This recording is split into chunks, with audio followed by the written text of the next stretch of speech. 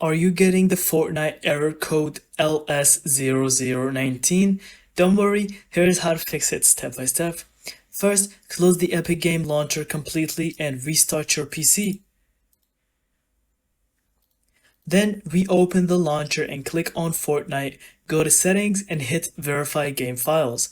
This will check for any missing or corrupted files. If that doesn't work, disable overlays like Discord, Steam, or Nvidia since they can block Fortnite from launching. Next, clear your cache. Tap Windows plus R and type %local app data %. Open it and then go to Epic Games, and in Epic Games find the web cache folder and delete it. Still stuck? Update your graphics drivers and make sure Windows is fully updated as a last resort. Uninstall and reinstall the Epic Games launcher.